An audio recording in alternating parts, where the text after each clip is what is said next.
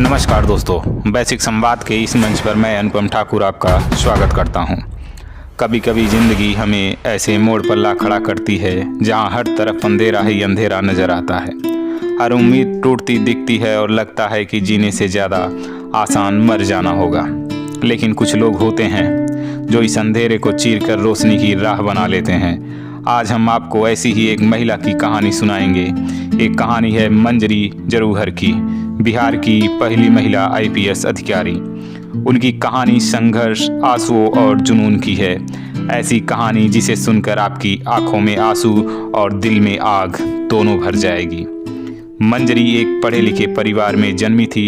एक बच्ची के रूप में उनके भी सपने थे, बड़ा बनने के, कुछ करने के। लेकिन उनकी ज़िंदगी ने 19 साल की उम्र में करवट ली जब उनकी शादी कर दी गई। एक नाजुक उम्र जब उनके हाथों में किताब होना चाहिए थी, उनके हाथों में सिंदूर और चूड़ियाँ दे दी गई। शादी उनके लिए कोई खूबसूरत सपना नहीं बल्कि एक डरावना सच बन गई। कुछ ही महीनों में उनका रिश्ता टूट गया। मंजरी के पास सब कुछ खत्म हो चुका था, समाज के साथ रिश्तेदार की सहानुभूति और सबसे ज़्यादा उनका आत्मसम्मान। सोचिए, एक लड़की जिसका सपना था आसमान छूना, अचानक ज़मीन पर गिरा दी गई। लोग ताने मारते, अब क्या करेगी, किसके सहारे जिएगी। कुछ ने कहा, तुमसे नहीं होगा।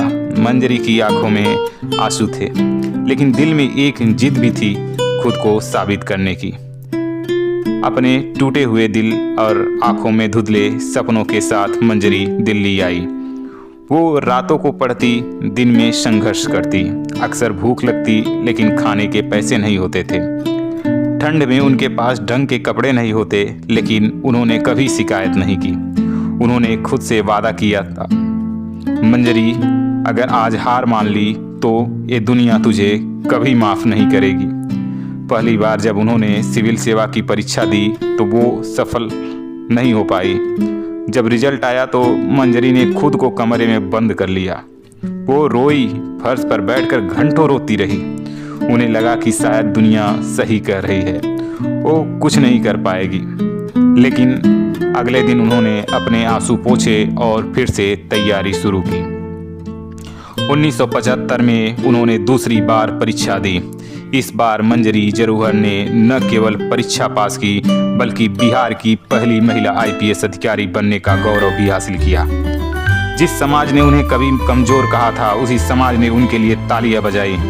लेकिन दोस्तों, मंजरी की ये जीत सिर्फ उनकी जीत नहीं थी, ये हर उस लड़की की जीत थी जिसे कभी कमज़ोर समझा गया। ये हर उस महिला की जीत थी जिसे कहा गया था कि तुमसे नहीं होगा।